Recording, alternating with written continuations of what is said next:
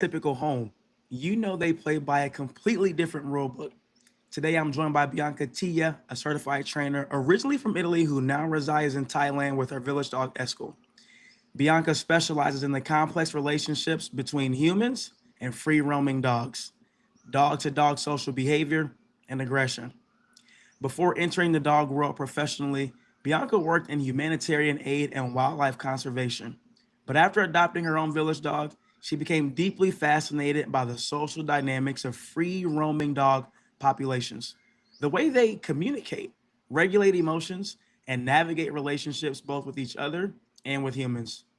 That curiosity eventually led to her to build a dog education business focused specifically on these dogs and the people who adopt them. Her work dives into topics many dog owners never even hear about. Things like attachment theory in dogs, polyvagal theory, and emotional regulation, and why aggression might not actually be a problem to fix, but a form of communication we need to understand.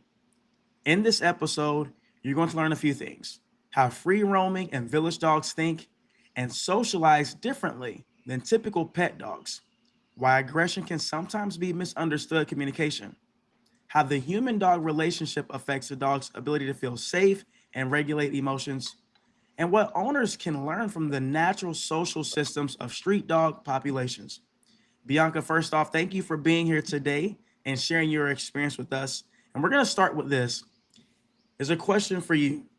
For the dog owners listening today, what's the one thing they're going to learn in this conversation that could completely change the way they understand their dog? So we start with a big one. First of all, thanks a lot for having me and for centering the discussion on free roaming dogs because, like you said, I think from observing them and learning about them, we have a lot to learn on how to manage the relationship with our own pet dogs. To delve into your question, I think that our dogs, not just the free roaming dogs, can be so much more that what we raise them for and what do we expect from them.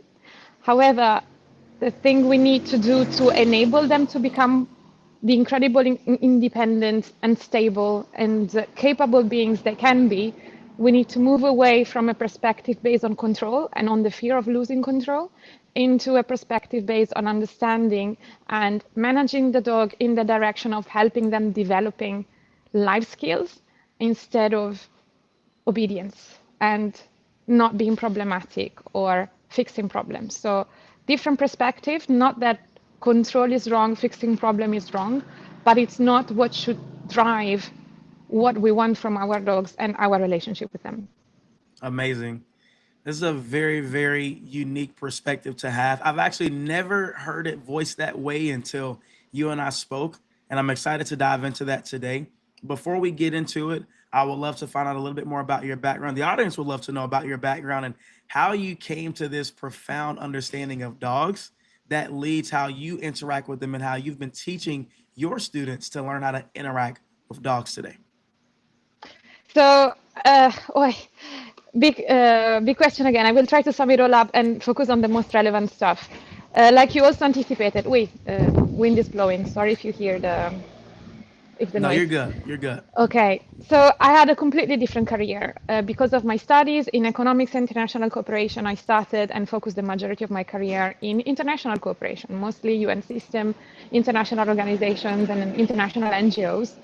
And this led me to move across Africa and Southeast Asia, hopping from one country to another to live and work there. And almost 5 years ago, I ended up in Thailand, and it was lockdown time. So instead of being in Bangkok, where my office was based, I ended up in this island. And less than 1 week in, local vet, there was also a friend, finds this litter of dogs in the jungle, and my eyes fall on Eskel, future Eskel, I mean puppy Eskel, and I say, yeah, that's him. So I get in this little creature who had absolutely no contact with human beings until he was about 2 months old. And this very scary, super tall being on two legs scared their mother away, got them, put them in a box, brought them into the ambulatory for vaccination, deworming, etc. And suddenly they went from being completely feral in the forest into being locked inside a living room of a foster parent, like a dear friend, and then with me. And I started approaching this little guy as I would approach any other dog in my life and any other dog, pet dog that I'm used to coming from a random Western country in a Western culture. And just this dog didn't want to deal with me. He spent the first days and weeks of living together under the sofa. Not necessarily, he wasn't necessarily afraid. I think he didn't want to deal with whatever was out there. I would take him out for walks on the beach. He would meet the street dogs. Sometimes would be absolutely terrified of them. And sometimes he would open up and just go with them and refuse to come back home with me. So I started trying to set up a relationship and create a little bit more responsiveness to food, treats, toys. He was not interested. Even as a puppy, zero interest in food. I don't like you. I don't want to deal with you. I don't care if you want to make me do things for food. I see what you do. I'm not doing it. And then I also went on to control and imposition because this is also part of our culture, right? And this made it even worse. And at some point I realized, unless I really, really force my dog, first in a way that hurts him, he will not do anything for me. I started a training path with an Italian trainer online that was recommended by a dear friend that works with dogs, Marina. And she could see the creature that was in my home and realized, Bianca, we cannot approach this dog as if we approach any other. And she told me, like, forget all of the expectations. He's a wild creature from the forest. He doesn't understand why you want these things from him, why you want to take him away from the outdoor back into the home. And the thing that struck us, that he sees that. He sees what we are trying to do with him. And he's saying no, despite being this small and totally dependent on me for his survival. So forget about those things. Just focus on when he's afraid, helping feeling safer. And if this means he's afraid of an incoming dog, go stop that dog. Okay, fine, let's do it. Let's see. Next day we go onto the beach. Two dogs that we didn't know starts approaching him. He starts shrinking in fear. And usually we sit back and say, yeah, no, these dogs are friendly. You will figure it out. Let the dog be dogs and sort it out. I step in between them, send these dogs away, and I will never forget. My little puppy that ignored me so far looked at me for the first time, and I could really see him thinking, oh, so you do have a purpose. And that opened up the first communication channel with him. This really enables him to change his perception of me and see me as a secure base, if you are familiar with attachment theory. Huh? So I really realized that control, bribing, trying to manipulate a dog into doing whatever you want to do through positive reinforcements also. Try to fix them, the behavior modification thing with this dog, it doesn't work, so you need to find an alternative. And I could see what was happening with his siblings adopted by other family, and I started to connect with other people that adopted village dogs across the world, and I could see that we all were deeply unhappy with the state of traditional training and the result it was not bringing to these dogs. That's a mouthful you said there. I want to go back and I have another question. You said that your mentor told you, of course, hey, what you're doing with Eskel is not going to work. You're approaching this completely wrong. As someone who already had a background in training and working with animals on all types of levels, what did that do to your pride or your ego at that moment? Was it even involved? Or did you just say, wow, you're right, let me do this differently? What was that moment like for you? This is a perfect question. I can be a very controlling person. I have built my own life, my own career based on myself. I was always the top student. I was always performing well in my tasks at work. I am born to have things under control. And then I get this little creature in my life. I had all of my plans. Oh, you're going to be the dog that I bring to my friend. I will socialize you this way, and it's going to be amazing. My friends will love you. You will love my friends. We will travel the whole world together. I'm going to take you to the restaurant and do everything. And suddenly that's when I realized this is what I was trying to do. And I look at this tiny creature and say, hey, I will really have to turn almost violent on you if I want to impose these expectations on you. And it was humbling because it was much more about myself, having to work on my own issues. Why do I need so much to control so much? Why also Western culture, and especially at the professional level? This is what the winning factor for in a Western career path, for example. and having to say, okay, all of this amazing, it serves you so far, but you cannot keep on shaping your relationships in this direction. And I understood this with a dog, not with any other human being, because this is a pattern that works with human beings as well. It's deeply culturally engraved in what we are and the way we approach the world. And so it was super tough. Like I said, humbling. There was a little bit of shame involved, but at the same time, it was also not so difficult to endorse, because in the first place, did not want to be forceful or even imposing. I come again from a background, I don't want to make it tragic, but my family, I mean, we love each other so much, and it's an incredible family. And my parents are coming to visit me in a few weeks. I'm very excited, but there was a little bit of violence across growing up. It's part of a family culture, let's say, okay, a bit traditional. So to me, having gone through that, for me was very clear what I did not want in my relationship. And for the first time, I actually have someone dependent on me. And I realized I was shaping my relationship with this little creature in the same way. Like, hey, no, I see this, and it's not what I want to do. It's not what I want for my relationship with my dog. So it was a bit of a punch in the face, but at the same time, I think I was ready. Okay. Now, I want to ask you a sidebar question. You've mentioned already a couple times the difference between Western culture and how they view dogs versus what you've been taught and what you teach now. What do you think the biggest difference is in Western culture and how they view dogs, as far as how they treat them and care for them, versus what you do today with your dog? Uh, I would say 2 to 3 key elements, 2 to 3 because two are very connected. Very likely the three are connected. First of all, is control based. We want a dog. We love them. We welcome them in our family. For most of the people, their dogs are almost like babies. Like, I'm not questioning that affection, but we reject any part of the dog that does not fit our framework and our expectations. Again, it's control. The training is about, oh, we have to be safe. You cannot let your dog off leash unless they have the perfect recall. That there is so much fear of losing control. I'm not saying that we should, okay, let's see what happens and let them fight if they fight. This is not what I'm saying. But what I'm saying is that the top one priority in managing a dog within human society is having them under control and at the compromise of their well-being. They need to learn, because in order to be happy in our human world, they need to adapt to the rules.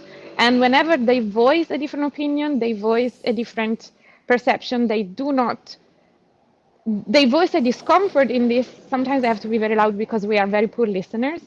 We go, oh my God, we have a problem, we need to fix it. The whole behavior modification culture around this. So control.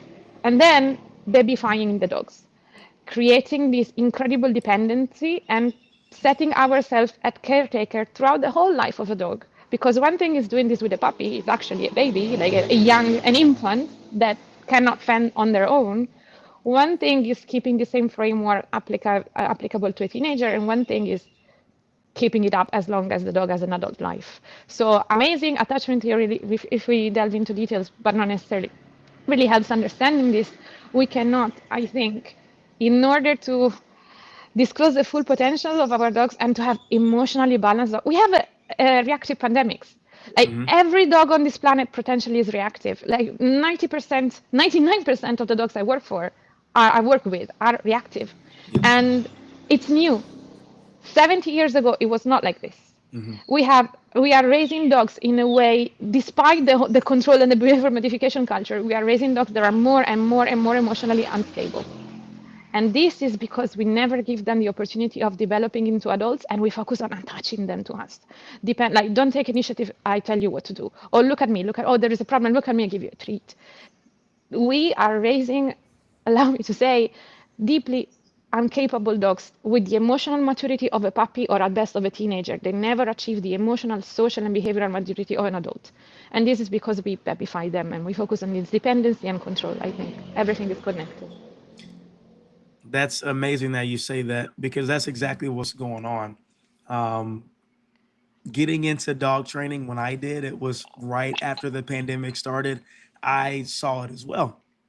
And so many older clients that I had, they will say the exact same thing. You said this reactivity thing was not a thing 20 years ago, 30 years ago. It seemed like everybody's dog was always outside and the neighborhood knew whose dog was whose, and dogs weren't running around biting people, and you didn't have this issue of dogs blowing up at everything they see. And I've never thought of it in the way you did, that so many people want control and they want to make the dog attached. They want to have the dog be extremely dependent. But as people that are dog professionals that have typically either worked with or owned working dogs, dogs that are very intelligent, we know we want the exact opposite. We want the dog to be very much independent, very independent. They take initiative, they're self-starters, and they like to figure things out. And as you said, most people cannot actually deal with that. They cannot deal with the dog thinking for themselves. And you're right.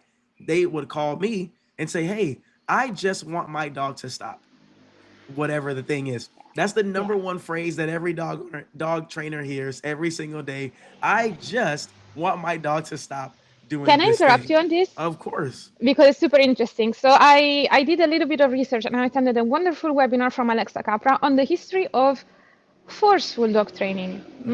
And guess what? It's almost a cliche, but the first split leash and coercive training, it started during Nazi Germany because they started to have to train dogs for the military and they needed to prepare them fast to perform, no matter what. So they started to use force to force dogs into doing things. So it was about doing. Then we took that culture, the training style, we also made it positive reinforcement, not necessarily forceful. But now all the training that we do with our pet is about not doing. Yes. So we repress, we stop, we distract, we treat dogs into not doing stuff. So it's a completely shift in perception. So it was not functional to begin with, but I think now it's even worse. It's all about stopping and not letting dogs do. Exactly like you said. I agree with you. And, today in 2026, we see people immersing dogs in lifestyles that they really shouldn't be in. And that's why we have so many of the problems that we have today. You are a family of six or five or four, whatever it is, and you bring a dog into your family because we just want a cute puppy. We want this. We want the kids to have something to love on. And that's not what a dog was meant to be. A dog was not meant to be your emotional support animal. We've made them that. We've coined the terms. We do all the things, but that's not what they were built for. And like you're saying, it's causing dogs to not be able to mature. We have 5 and 6 year old dogs that aren't able to be around when there are fireworks versus 100 years ago, we bred every dog for somewhat of a hunting or guarding purpose. But they have no nerves nowadays and they cannot deal with anything. Now, we can talk all Absolutely. day on this and I can go off on a Yeah. tangent, but I want to start diving into village dogs, free roaming Yes. dogs, Let's something do that it. you deal with this, and people over here in America just do not, unless you live in a place that ends up with a lot of stray dogs, and there are places that do. Most Americans don't really understand what a free roaming dog is. So we'll start with that question there. What is a free roaming dog? Ah, beautiful question. So my favorite topic ever. So we have to realize that 80% of or more of the whole global dog population is free roaming. So the percentage that our pet dogs made is very small compared to the whole population of dogs on the planet. The vast majority of dogs free roams. And the vast majority of this free roaming dog is also a village dog. What does it mean? By now, we know that more or less dogs appeared 10 to 15,000 years ago, depending on the research you take as reference. These proto-dogs, the missing link between the modern dog, the dogs that we see now, and the common ancestor they have with the wolves. So first of all, it's not that wolves turn into dogs. It's the common ancestor that no longer exists. One branch took the wolf direction, the other branch took the dog direction. They started to live and coexist with humans. And this was the first example of domestication. And by now we think it was spontaneous. It was not human induced. It was these animals that started to become more confident and follow us and turn themselves into proto dogs.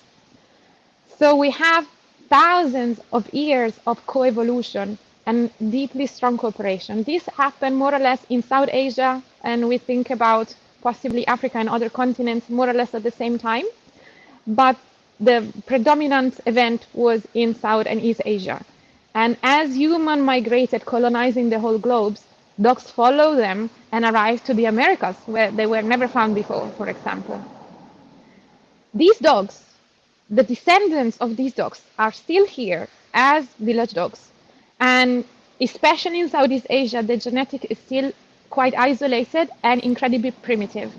While in other parts of the world throughout history, they mix up inevitably with the genetics of the dog breeds that were emerging in those countries. But because we don't have a great dog breed culture in Southeast Asia, their genetic has been more or less untouched. And the typical dog is the yellow dog. But now we also have other colors and other features, of course. These dogs that in here are incredibly primitive have evolved throughout history through natural selection. It means that humans did not directly shape the reproduction and identify those features. Of course, their selection is influenced by humans because we were such in close contact, but not by human breeding, more by adapting to the presence of humans and to the interaction with humans. These are the vast majority of dogs that are not selected to make a job with us, to listen to us, to live in our couches. They are selected to free roam in human populated environments. And this means something very different than looking at the human and relying on them for guidance. They are incredibly independent, problem solvers. They face a lot of risk in their free lives because if it's something dangerous or potentially dangerous or completely new, 20 meters away, nobody will take me to the vet. Nobody will patch my wounds. So I have to take the responsibility on myself to keep myself safe. So there is something I don't know 20 meters away. Maybe I should stay 30 meters away because I don't want to get into that risk. I want to stay away because if something bad happens, I'm done. So these dogs have incredible capacity of problem solving, incredibly survival skills, and they manage a risky life free that they love. Okay, freedom is not bad. No access to the vet, no access to a football. They are scavengers. Like the majority of free roaming dogs, of course, is highly contextual, but they do not starve. They are not the poor stray dogs. They have all the tools. Like they evolved throughout millennia to be successful at this life. And this is one of the strategies that they have: fear and disgust. So some of these dogs are very afraid of other dogs, of humans, everything new, or vehicles, whatever, because this fear kept them safe throughout millennia. And then we have disgust. That is something that is overlooked, but very often, like I can see it also in my dog here. It's not that they are afraid of you. Like my dog Eskel is not afraid of people. He genuinely doesn't like them. And this goes also, I see it because now in the island where I am, people are starting to import dog breeds, and as of course, as in the whole world, like for example, brachycephalic breeds are popular, like the bulldogs with the snout. And you can see these village dogs looking at them and going like, "What happened to your face? Like, I don't want to talk to you. Let me go away." And some even attack. Yeah. So they have these reactions to keep them, because this reaction kept them safe throughout history. So take a dog like this, put them on a 1.5 meter leash, walk them on the street walk where humans and pet dogs and cars are around, you destroy them. You go from an animal that is in charge on their own survival, is incredibly mature, can face incredible pressure, because the level of pressure that I see these dogs facing, especially during tension and during aggression, without losing it ever, without exploding into a reaction that is more like a mental breakdown than a display of aggression. And this I would like to distinguish, like control aggression, like majority of reactivity, whatever we say, oh, my dog is aggressive, to me is actually, yes, we see a manifestation through aggressive behavior, but that's an explosion, that's a mental breakdown. Look at the dogs interacting aggressively here, the pressure that builds, everything slows down, their movement are incredibly stiff and slowed, and the pressure they put on each other, they're looming, entering each other's space, controlling each other into pushing. And even when the dog is having in a confrontation between two mates, for example, so it's highly ritualistic. Even when one dog is visibly weaker, they never shrink in fear, because that opens an opportunity to attack. So they keep their weapons up, they show teeth, they have the hackles, they make themselves big, but show signs of de-escalation, for example, inclining their head low, keeping their tail low, but they are still part of that display of strength. And let me tell you, facing this interaction for even 1 minute, it's a level of pressure that any of our pet dogs very likely cannot bear, and they will just explode. And then when you explode, you have a rapid escalation. That's the risky situation. So one thing is talking about aggression. One thing is talking about mental breakdowns. And very likely your aggressive reactive dog is not actually aggressive, is just losing it. Huh? I don't know if that answered your question because I started rambling at some point. No, you're perfectly fine. I'm learning a lot. I should have had my notebook today. We are recording this one. So. Exactly. That's why I'm good. This is awesome. I have a follow-up question to that. So you did answer the question beautifully of what is a free roaming dog? What's a village dog? I didn't know that 80% of dogs were free roaming dogs. I have no idea where that number comes This from. is what dogs but are it supposed seems to right. be. Huh? Yeah, yeah. Because when we look at it, of course, again, when you're an American, you don't think about things from an international standpoint. I know that there are dogs in countries all over the world that hang out on the streets everywhere but America. It's not something that's really tolerated in America. But Can I add a little bit of two things? One, of course, and these dogs are not for us because, like I said earlier, we from these dogs we then selected about 200. Some breeds are much more ancient, maybe 1,000 years old, but most of those breeds started appearing about 200 years ago. We from these dogs we selected them to do a job with us. Huh? exactly. So we created the willingness to please, the ability to rely on human. These dogs don't have it. So you have those super friendly dogs and you have those dogs that don't give absolutely a fuck about humans. So if you expect one of these dogs to lean on you when they have a problem, to ask for your opinion when they want to do something, to listen to you when you like float a treat in front of their nose, this is not going to happen. Same goes for unconditional love. You have no idea about how many families I work with, they have these dogs and we go, yeah, no unconditional love. You have to earn the respect of these dogs by proving that your choices make sense in their eyes. No unconditional love. They are not here to support you emotionally. If you are emotionally unstable, your village dog is going to build a wall between you and them and fuck off. So this was one. This And this I don't mean to cut you off. This leads me right into the next question. I want you to stay on okay. this track. I think this question is gonna keep you on the track. When people adopt a street or village dog, what's the number one misconception they have about these dogs? That is, they can be family dogs. They are not. And family dog is a concept we made up. These dogs, like I said, are perfectly adapted to live on the street, free, in close contact with humans. Some have a human family they rely on, and there is beautiful example of genuine love and affection, but they are still free. So what I see here in Thailand, even when a family takes a dog, be it a breed or a village dog, they still put a nice collar on them and off you go. They still live like maybe our grandparents used to keep their dogs. They have a different genetics because one thing is doing this with a dog who is being shaped across millennia to have incredible emotional control and incredible survival capabilities. One thing is doing this with a bully. I don't want to point fingers at a specific breed. I could also say a Cocker Spaniel or a Border Collie that we breed for having an out of control arousal burst. The first time they see something dangerous or something that upset them, again, they're going to explode because this is what we genetically engineer them to do. So these dogs do not and should not have a free roaming life. But the truth is also opposite. Take a dog who evolved and their genetic tells them functional drives to be free, and then put a leash on them and expect them to be at home and to be okay, to welcome your guests. One of the main problems, my village dog doesn't allow any guests in the house. Of course, because for them, if you look at how they live, they free roam, they have very flexible social groups, but then there is the site where they usually keep the puppies, and that is the most intimate and protected site in their territory, and this mirrors our own home, and nobody is allowed there.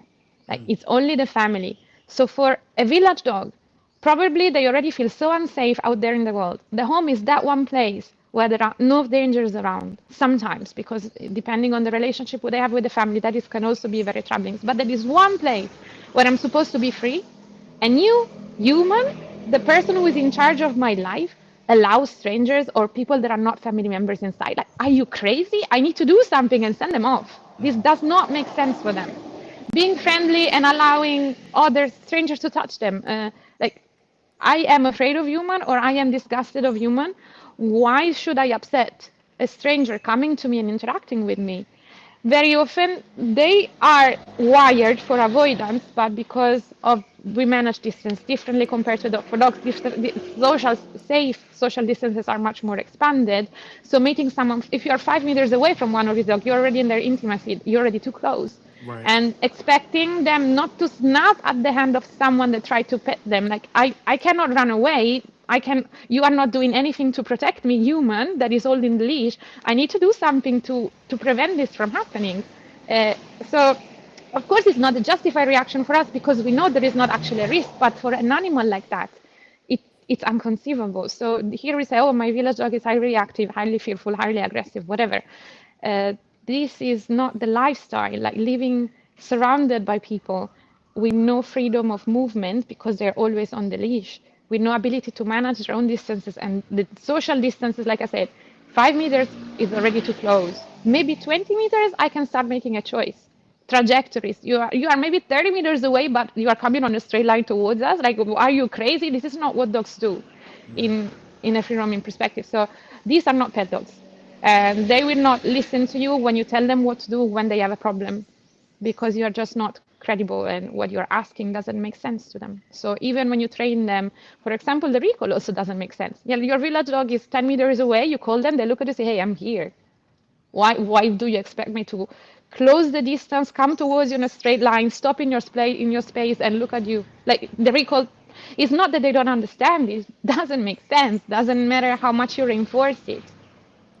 For some dogs it works in the end, of course there are always, but we ask them so many things that do not make sense for them, and if it doesn't make sense, good luck. What do you think the average dog owner could learn by watching free roaming dogs and how they interact? That their dogs are incredible and there is a reason behind those dysfunctional behavior they so much strive to change. And if they could only stop and try to understand it a little bit better and provide functional solution for their dog, these dogs are waiting for the human to sort of wake up and understand.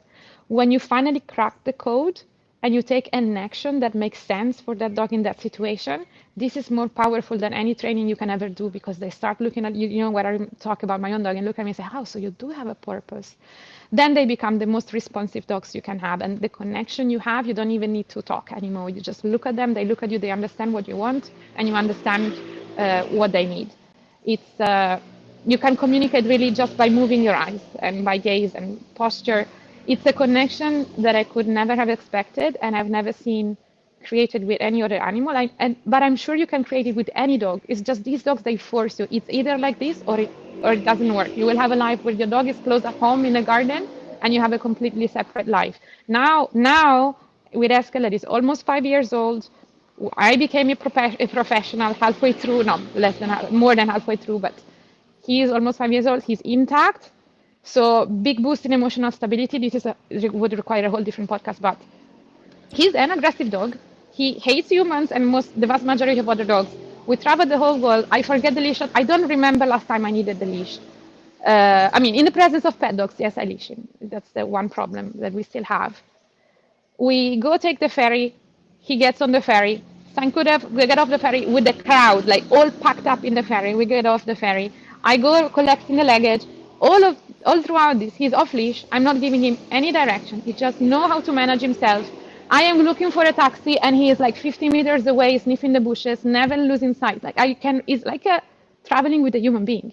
They don't need you, and an adult one, not a baby that you need to hold by hands every step of the way. I know that as we walk the world and we travel and navigate these experiences, I blindly trust that I don't even need to look at him, he knows what to do. And this is something I think is very hard to achieve with a dog that has a genetic of a working dog, for example, or a pet dog. This is what these dogs are made to do. But as long as you try to raise them with pet dogs expectation and control expectation, this is not going to work. Like people look at what I do with Eskel and say, yeah, I'm amazing. I had a friend who told me people would pay a lot of money for your dog. You say, wait a second. This requires a humbling work on myself where I have to upset not controlling this animal ever And I need to be painfully aware of his limitation because his potential is massive because he can do these things. But there is one thing I need to do every single time I walk around. I need to be on the lookout for pet dogs because they communicate in a different way. And it's not, I know by now it's not going to work. So like I said, the potential is incredible, but you need to let go all of that fear of, like, freedom comes at a compromise. But first, I perfectly train you, and once you have the perfect recall or you're under control, you get freedom. For us, it's actually the opposite. First, I give you freedom, so my role is to create context where you can explore your freedom safely without creating problems for others. And as your skills in managing freedom improve, I can open up different contexts. And only then we introduce restriction and control. When our relationship is ready, I maybe expose you to a context on the leash, or I ask you to do stuff that you wouldn't do. But that comes later. So you see, it's completely flipping the narrative around. With the responsibility of ensuring everyone's safety, my own and my dog's. So it's really about, in this context, you have the tools to be here and to navigate it. Let's do it. This context is not at your level. You either stay home or yes, I put the leash on, but it's not the experience that you need to develop that capacity. Make sense? Of course it does. It makes sense to me. I'm going to Okay. clarify. I'm going to say a clarifying statement for those that are listening right now or that will listen to this. So what you're telling us right now is that those of us that are at home trying to control every single thing that our dogs do, we need to stop and My first start God. to understand what our dog was bred to do. A common theme that all of us as dog professionals have tried to tell people, the whole world, understand what your dog was bred to do, and then give them context of how to live within what their genetics tell them to do, and give them things that will fulfill them, and but then earn the trust, right? Earn the trust from them that allows you to be looked at as a leader. Yes. I mean, the word leadership is, I would say companion. When I do this example, I really take the example of a friend. Imagine you are at the bar with your friend and someone comes and sort of insult them and they overreact. They stand up and want to punch them in the face. Of course, the other person triggered it, but the reaction of your friend is a little bit exaggerated. So what do? You step in and say, "Come on, bro. Don't let them. Yeah, he's an idiot. You don't let them ruin our evening. Let's go back. You're right. Yeah, he really did something he shouldn't have done." And you sort of leverage on your friendship. You reinforce that connection. You're reminding, "Hey, you are here with friend. You're here with me. I am more important." And you sort of help him calm down. And maybe you buy him a drink and you make jokes and you tell stories of your past adventure so that you sort of rebalance that extreme reaction. What you will not do is grab your friend by the collar, shove them to the wall, and shout at them, "This is not what you do," or try to decide, "Hey, there is a person insulting you there. Oh, why don't you get this piece of cake?" Zero credibility. And a relationship that is like that, in human terms, we define it as a toxic relationship. Allow me to draw a little parallel. Our dogs are not our babies. They are not our servants or our attachment. They are our friends, in my opinion. So even when it comes, like, I also make this, my best friend, she's an amazing yoga teacher. I have a little bit of a bolder personality. So there are situations where I lead. And then in a yoga setting, she gets the leadership, like, because she's really the best. I don't know how to put it into words, okay? So leadership flips based on the context, based on the relationship, based on my emotional state, because maybe someday I'm tired and in situation where I would take the lead, usually she takes over. So it's not something you impose. It's something that is recognized. And it's very easy. It's not easy, but it's easier for us to understand what, for example, a working breed needs for fulfillment. That is high level activity, structure, arousal discharges, play. But it's very hard for us to understand what a village dog needs to be fulfilled because it's so much more about being in control of their own space and feeling safe with a cohesive and coherent social group. Imagine every time you put a leash on them, you are completely misaligned with your village dog because they have a lot of problems and you're telling them, no, there are not problems. And this creates a massive divide. And to give you a practical example, I work with this family, typical village dog case, reactive dog. So they came from a traditional training background. So what they would do, they would walk up to a trigger, And then they would start, oh, there is a dog there. No, look at me, I'll give you a treat. Look at me and give you a treat. And this dog was like pulling to get away, and they would not follow until a point he would just react. Okay, my Italianness comes out in my emotions. And they send me the videos because we work remotely of this situation and say, what happens if you follow the next time when you pulse, follow them. You have, because you come here to this expectation, to this exercise with your dog about helping them feeling better in the presence of these things that makes them uncomfortable. But actually they already had the solution. You wanted to pull that way. So what happens if you follow? What was happening, it was not going to avoidance into sometimes avoidance is just a good strategy. He was going to that bush and marking. And marking calms them down a lot. It allows them to communicate with the problem without entering each other's space. It's an incredible solution that is often for a dog as an alternative to a reaction. So why do you fixate on doing this type of conditioning when your dog is telling you, I already have the solution. You don't want me to react? Let me create a little bit of space and mark. And looking at us, human reference, supposedly leaders, holding you there with a leash in the presence of something that makes you feel uncomfortable or feel even unsafe, administering food and asking you to look at, like, do not look at the problem, at the dog that is a danger for you. Turn your back, they get distracted and look at me. It's like, some dogs might do it out of love for you, but you're not helping them feeling better about the situation. You're losing credibility. This does not, like I said, it has to make sense, and it does not make sense for them. Listen to your village dog. Stop before you push them too far. Observe the choice that they make, because very often it is a very good choice. Or step in and do something that makes them feel safer instead of something that makes you feeling safer and in control. Right. Because our safety, yeah, okay. So it's hard to identify what this means for a village dog compared to an average breed that we created ourselves. Because the example that you just gave about the people that you work with, had that been a German Shepherd on the streets over here in America and he started marking, most trainers would just say, even me, I'd just say, oh, that's dominance. And we need to correct that behavior. Jeff, no. You know what? Next webinar I'm doing is about marking behaviors. It cannot happen in March because I already have 2, but the next one is going to be, and I will invite you, because marking is not, it's not. So marking, we communicate through voice. We also do both dogs and humans. Humans more, dogs less. Through body language, both us and them do it. Then dogs communicate a lot through spatial management. So creating distances is already a form of communication. They communicate through trajectory. So this is something they do very well, and we are a little bit dumb in understanding this. And then they communicate the ascent. And this is the channel we have absolutely no access to. Marking is how this manifests. And it's not, why do we just assume it's dominance and a sassy dog? Marking can be used in courtship rituals. It can be used in aggressive confrontation. It can be used to discharge stress. Like, it's like saying Italian language is dominant. I could use the Italian language to dominate someone, but I could also use to flatter you, give a compliment, to have an emotional connection, to convey emotion, to share information. So we have this culture of not allowing dog to mark. To me, honestly, every marking is always positive.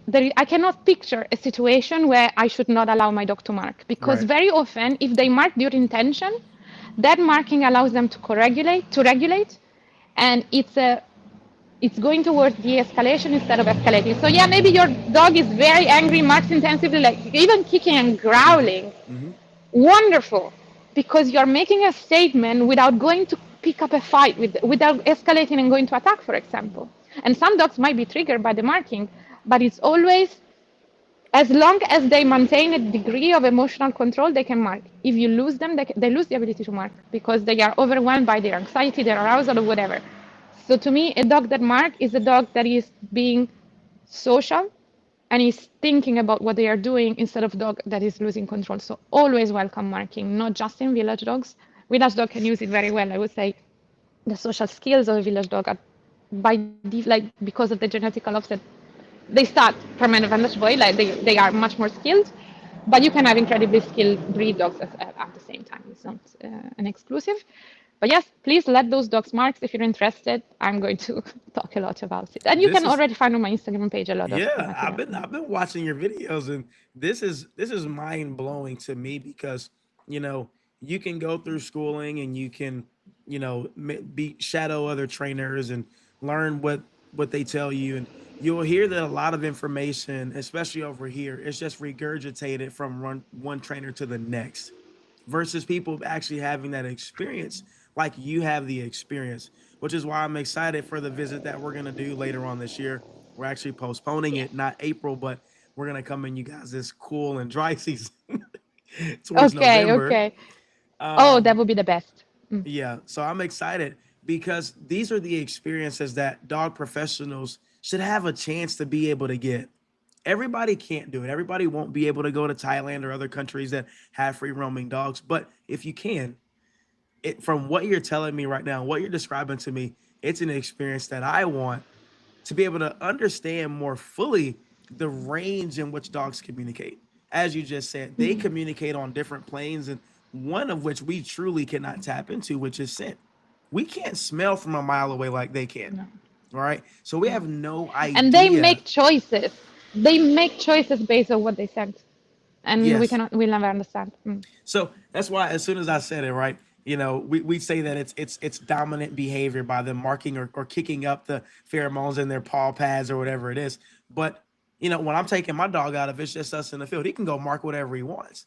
But then we look at it in certain contexts and we still believe that it's a behavior that we should control. And if I'm hearing you correctly, you're telling us that this is a communicative tool that a dog can use to keep Yeah. from engaging in conflict or escalating a conflict, which Yeah. is what most of us never even start to think about when it comes to And this behaviors like connects this. very nicely to what we said earlier. By stopping, by controlling this behavior, we prevent our dog from exploring a whole emotional regulation channel.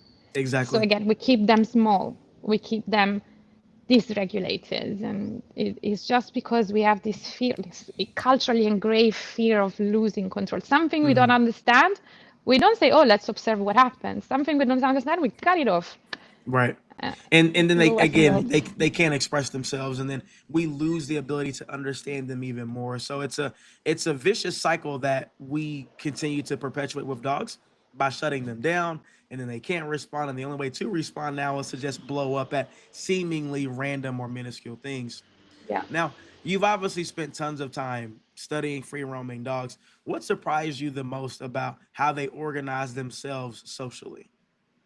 One thing that it really struck me is that we always assume there is a family with a social structure. I mean, not high necessarily hierarchy, but roles. No, it's forget about it. Like what I see here, dogs that I've been knowing for 5 years almost now. And for months, I see them cohesive as a group, and then I start seeing one moving alone, and maybe teaming up with another group or with another dog. And there is no fixed social structure. We always assume that dogs in their natural state would organize according to a pattern. They don't, because they are scavengers. So wolves, for example, as I don't like to draw comparison, but this one helps us understand the difference. Wolves are hunters, and hunting is a high skill activity and high precision. You need perfect coordination between roles and responsibilities and different members of a group. Each one has a role, and they cannot fuck it up. And they all coordinate and they communicate across big distances, and they play around with their prey so they can be successful. Is a very high energetic expenditure. So starting a hunt and failing has a massive cost for the group. So you need perfect coordination, and this is why their social structure is more fixed. The roles are those. There are the mom and dad, they coordinate, they are the leaders, and the others, like you are the fast one, you have this role, you are the skittish one, you have this, and this is fixed. More or less, this is how we organize ourselves. Dogs evolved to be scavengers. They need zero coordination to go through trash. Hmm. Food is always highly available, and fascinating thing is that they need to be able to distinguish what's good and what's unhealthy for them. So, for example, put a golden retriever in a dumping site that will eat everything, and especially something that is unhealthy for them, they will die. They will kill themselves by eating Hmm. shit. Hmm. Free roaming dogs, they evolved by being able to identify what's good and what's bad. And I have a friend here who volunteers at the shelter. Some of their dogs, they don't eat kibble. They go and buy chicken for shelter. Here is very cheap. They buy chicken Wow. for shelter dogs because they don't eat, like friends, they don't eat shit. Wow. So they have this massive access to a variety of food waste, and they can perfectly identify what's good for them and what they should never eat. And they have, this is also a thing, they are very picky. So people that adopt village dogs, they also start say they eat not, first of all, because whenever they are nervous, they usually stop eating, but they know what's good for them and they do not compromise. And this is beautiful again here. No, my dog needs to learn to eat whatever I give them, but they have this wisdom of knowing what is good for them and what they need. And you have a dog that will never overeat into becoming an obese until you do something to break this mechanism. But yeah, back to the social, they don't need coordination to scavenge. So their social structure is incredibly flexible. They are really social butterflies. One day I'm here. There have been recorded large groups of free roaming dogs, but the vast majority is live either as an individual or as a pair. Not necessarily a reproductive pair, even two male friends or two female friends. It also depends a lot on the context they live in and resource availability, how they are distributed. So their social structure adapts to the context they live in. They are incredibly adaptable animal. So there is not the leader and the follower and the beta and the nanny. They are never there are not fixed roles, and it's fluid, it's flexible. Everybody does a little bit like humans. Everybody does what they please. And what's also fascinating, following is based on charisma and not imposition. So yes, there are leader figures, but they are leaders not because they impose on others, not because they use their strength or even aggression. It's because they inspire followers. So leadership and dominance is something that is recognized. Submission is offered. It's not something you demand. So they say, okay, we are all sleeping. I am one of the most charismatic figures of the group, and stand up and I go start looking for food or patrolling the territories. Those friends that I have there that admire me and think I am credible will stand up and follow me as well. Or you're a young teenager, I don't think you're capable to face maybe going into this territory because there is a lot of traffic yet. So I tell you to stay here and I leave and go. And you choose to follow me. I will not enforce my rule. I told you once, I will not force you to stay here using aggression. But if you come and you get run over, consequences. And so it's really about freedom of choice. I choose to follow that dog because I am inspired by their charisma, and I think they make good choices. And the indicator for a good choice is not a choice that maximizes the individual welfare, but they are choices that maximize the whole group welfare. For example, guarding the territory loss. So now barking, there is an intruder, wah, wah, wah. Usually there is a coordinator of the guard that is a very stable dog. So not necessarily they are the one who will take the guarding position and bark, but they will manage the positioning of the group. Say, hey, you stay here. Okay, I stay here. You stay in the back. And those that guards are the most stable dogs, because you don't want a random unstable dog barking at every single thing, even when it's actually not a threat. So we are all resting. And then you bark every 5 minutes and we all get disrupted. We get alert. We go check out. We have a surge in adrenaline for nothing. The welfare of the group, when you make choices, the welfare of the group decreases. So the leader of guard will go step in and say, hey, you stay in the back. Go and chill there. Leave this responsibility to someone else. So it's the most stable dogs that will, it's really a special organization. There is a spot, and whoever takes the spot is responsible for the guard. So the role is very often defined by the positioning within the space. And here we see like how important it is. For example, we go to the restaurant and we sit down and we position the dog between us and the rest of the restaurant. So we put them in a guarding position, but then if they guard, we tell them, no, why don't we do the opposite? We keep the dog behind us in a corner, and we are the one managing the traffic, welcoming the waiters, and if there are some passers, we do not react. Sometimes we solve problems just purely out of managing the space, because when I said earlier, the space is socially relevant for dogs. Back to the guarding example, the coordinator will tell those stable dogs to assume guarding position, and they will, oh, there is a nice person passing by, I will not bark. Oh, there is a little dog who doesn't mind us, I will not bark. Oh, there is a dog, maybe two dogs, staring at us and approaching on a straight line, now I'm going to alert the group. So this choice to bark and guard comes out of stability and an assessment, a rational assessment, a good choice, versus, and again, a mental breakdown, anxiety, a choice motivated by anxiety. and by emotional dysregulation. So guarding is not necessarily bad. Look at the livestock guardians we have Mm-hmm. that are bred to do this, the stability that they have. Mm-hmm. They're not like your reactive dog who barks at nothing on the leash and is having a meltdown. Right. They are assessing the situation, and when they bark with the presence, with the stability, and they are really in control, in charge of their emotion and of their roles, and they take up a responsibility. They don't have a meltdown. So who is the right individual to take charge in this specific situation? Not me, because I'm a human, but the individual who can have the greatest emotional control in that situation. So when my dog is stable, I can give them that freedom and they can take up the responsibility, because guess what? Responsibility creates maturity. In free roaming dogs, teenagers, yes, they are bold, so the group set boundaries and rules, but their social role within the group very often is taking care of the puppies. And it's a Mm. massive responsibility. They have youngsters that look up at them, and they have an opportunity to shine, to take a responsibility, to act as guidance for someone else. This is what lead them into maturity, into becoming stable adults, not just boundaries, boundaries, boundaries, and control, control, control. Mm-hmm. And we never give our dogs, our developing dog, the opportunity of taking up responsibility. Responsibility is good when you face it with stability. Guarding is not wrong if it increases your welfare, instead it makes you feel better instead of making you feel worse. But if you have a meltdown, you feel worse, maybe you should not guard. So it's really not about rules. We do this, we don't do this. It's, can you do this? Does this bring welfare to all of us? Or does this decrease your welfare in the first place, but maybe also the welfare of the whole group? That's amazing. I gotta pause for a minute and just digest all of that, because It's a lot. again, more information that people are not even considering. After hearing you talk, I feel like most people think dogs are way dumber than they That's really what I are. say at the beginning. Dogs are Hmm. so much more than what we give them credit, but we need to enable them to achieve the full potential. No? I say this all the time. I tell clients all the time, your dog is way more than you think it is.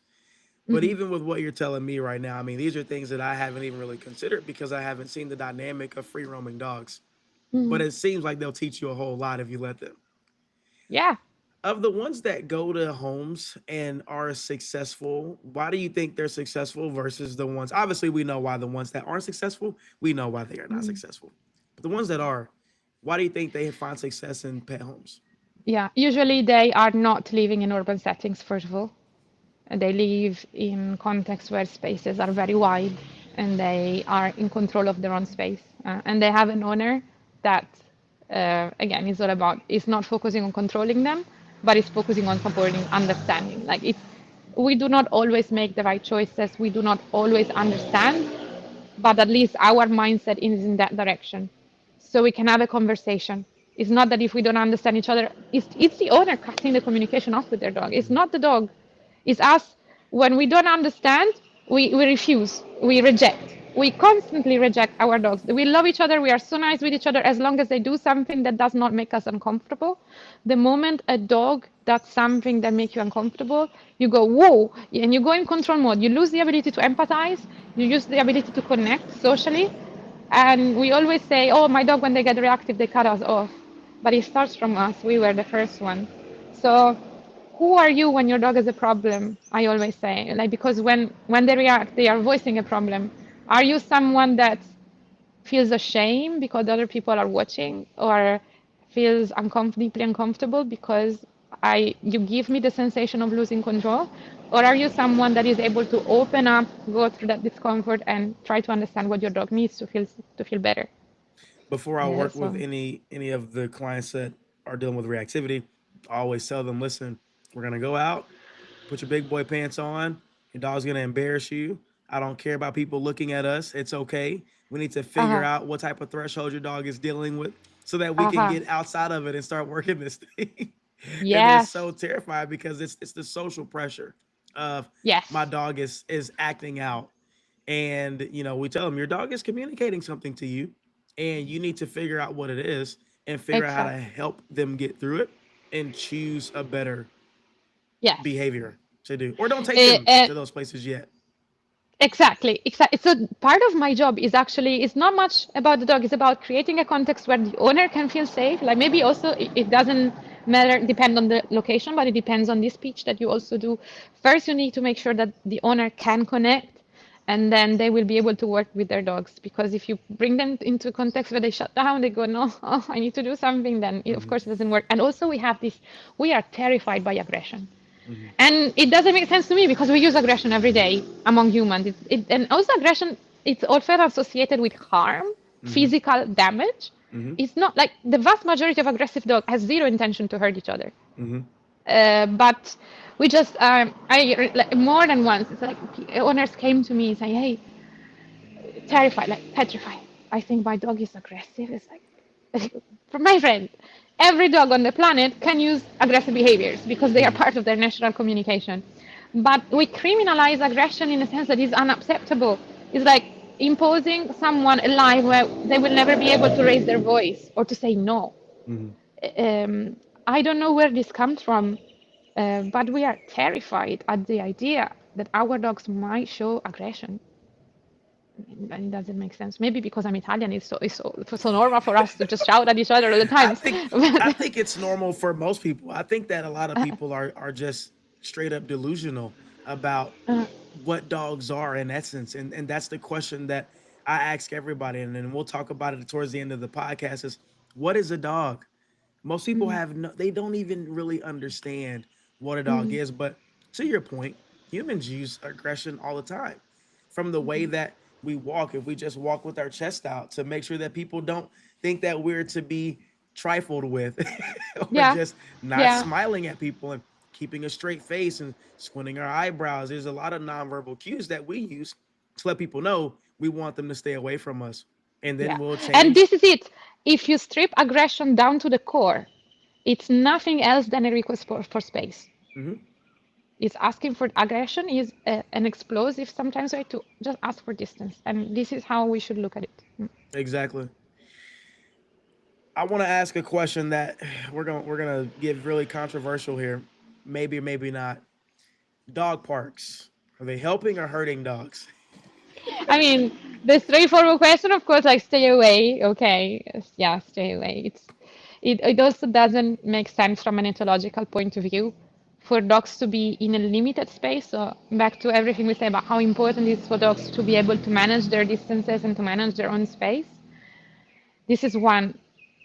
So two, a static situation for dogs, everything that is static is so much more challenging than motion, like than walking together. But it's a human thing, the dog park. And also like the babyfying thing, we assume that is good for our dogs to stay in a place and play with each other, including dogs they have never played before. Let me tell you this thing. For an adult dog, the motivation to play with a stranger dog is zero. Sometimes in diplomatic, I say it's very unlikely, but to me, honestly, if you ask my personal opinion, it's zero. Unless they already know each other, they have a deep relationship. So you will see, because playing requires being vulnerable. So I need to be with someone where I don't feel threatened at all. Or there's flirting, and again, to have flirting, you need an intact male. Because even if your castrated male is flirting with a female, that female is going to perceive him as a female. So she will not respond. So two flirty dogs might engage play as a part of courtship. That doesn't mean making puppies. Otherwise, everything else that you see is not play. It's a confrontation, testing, because also, again, as long as we don't see aggression, we classify any high energy interaction as play. It's stupid. No. Two dogs chasing each other in the dog park, they are not playing. Best case scenario is a coping strategy with the stress. Worst case, what's very likely to be, it's a confrontation. That's what it even what it if you looks don't like. see it like that. That's what it looks like. It's like this dog is chasing me. I'm either gonna snap at it or I'm gonna run. Yeah. And you run, so now, and it's also controlling. Very often confrontation with dogs, they happen at the spatial level. So who makes who move? Do I make you move? Do you make me move, myself move? So it's about moving other dogs. And it's an exercise in activation and out of control arousal. Like we are here and we are here to stay and we need to do something with this dog. Like the opposite of what we want to teach to our dogs is in the presence of another dog, go wild. we teach them there is another dog, so we go crazy. So the arousal will go up, and there is such an uncomfortable situation. The only thing you have to manage is kinetic explosion. Mhm. It's the opposite of, oh, there is a dog there. It's not our problem. We just chill. Why do we want our adult dogs to be friendly and play with everyone? Because we want them to be puppies. For it gratifies us. It doesn't make sense from an ethological standpoint. It doesn't make sense at all. And a lot of people can't understand that. Of course, They can't. because dogs are babies. In our culture, dogs are babies. Yep. And that is What? also why we are so shocked when we see them using aggression. Like babies, they should not use aggression. Right. What is polyvagal theory? Wee, it's my favorite thing. So Stephen Porges is a professor, university professor, and he has written books. He's participated in podcasts. You find him for free on YouTube, and he formalized the polyvagal theory that describes nervous system responses to feeling threatened, basically. So, and this applies. He's the one saying that it also applies to dogs and other animals because it's applicable to all mammals and some birds as well. For example, I don't know other animal kingdom, but basically all mammals have the same structure, nervous system structure, given different specialization, different complexity, but we all work the same way when it comes to nervous system. So basically, it distinguishes three neural spaces. Let's call them. I'm not a neurologist, so I might use the wrong terminology. But at any point in time, we have one of the three systems activated, and two cannot be activated at the same time. And so when we feel safe, for example, me and you now, we are in our ventral vagal state that is activated when we feel safe, and these enable opening to the other and a social connection. Here is where we have a healthy digestion, for example, where we heal, we regenerate. It's no stress mode. We can deepen our connection. We can feel vulnerable with each other without fearing the need to defend ourselves. This is where our rational and most importantly, social section of the brain are fully functional.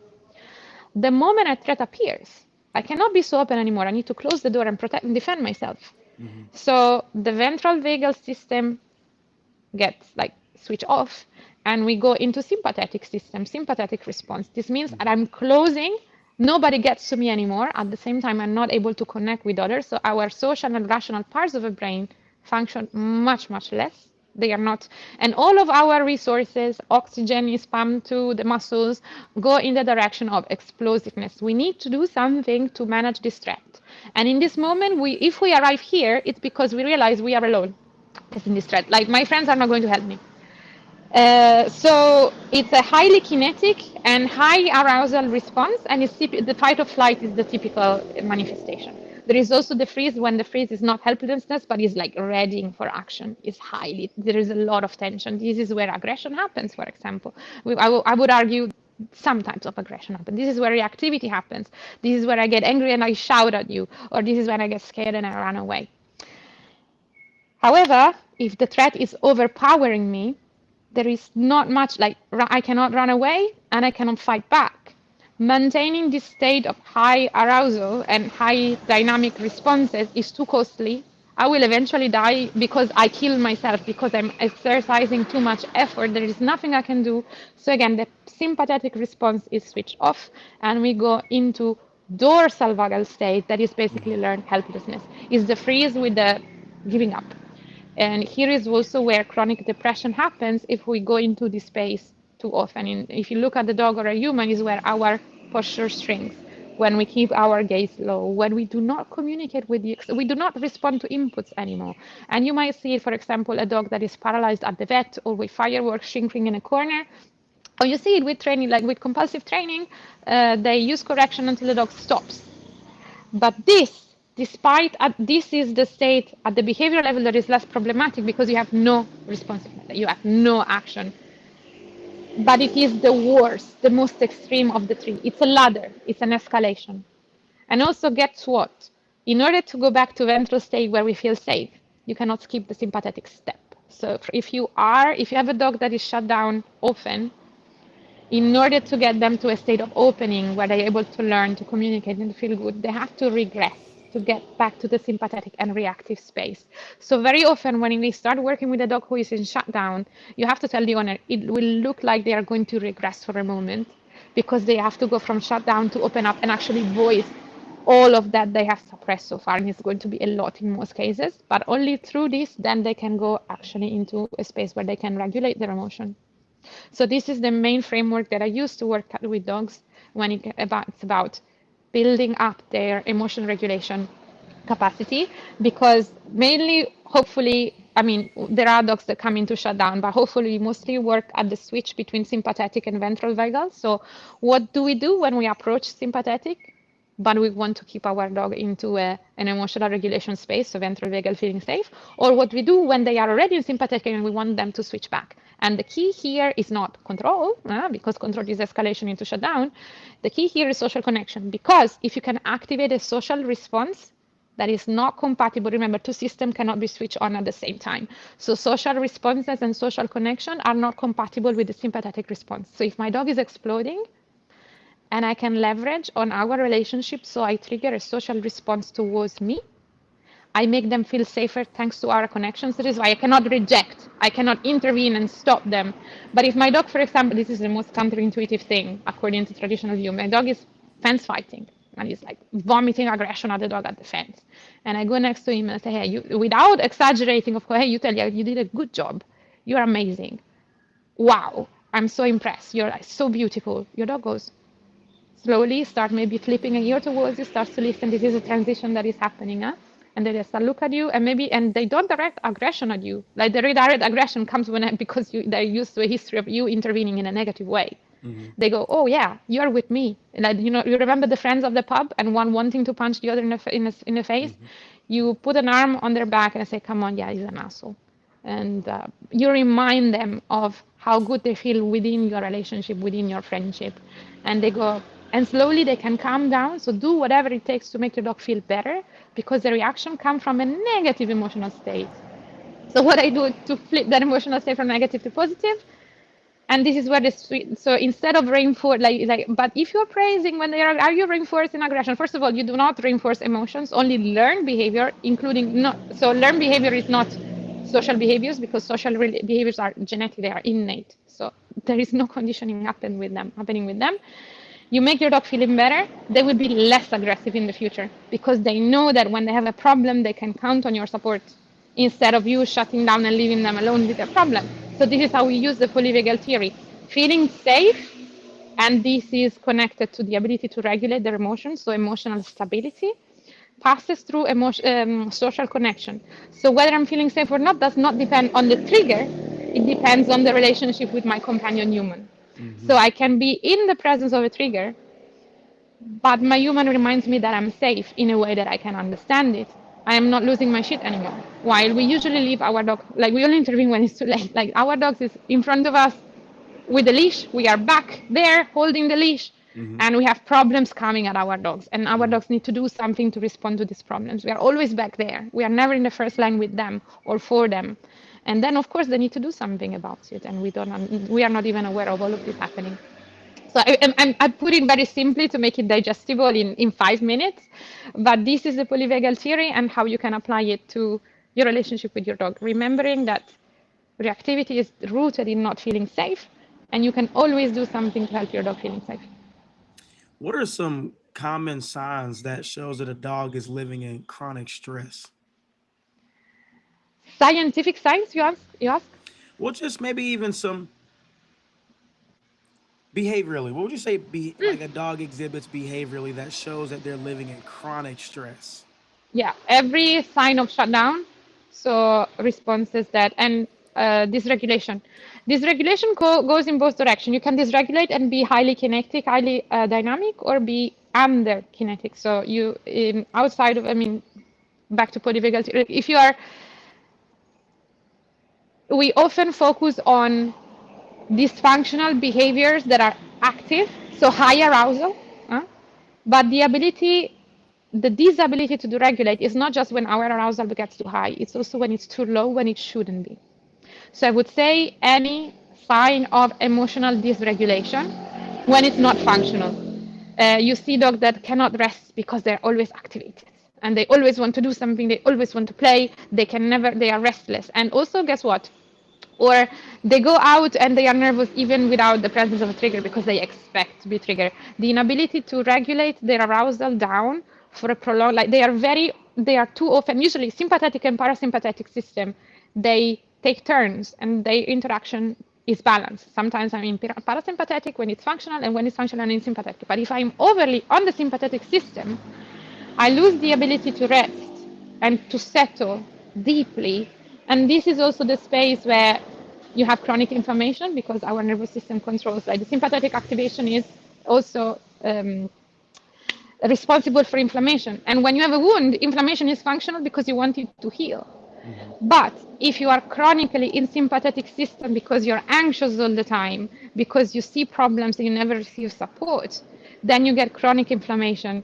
For example, a urinary infection that is not caused by bacteria. A lot of gastrointestinal issues. You see so many reactive dogs with digestive issues.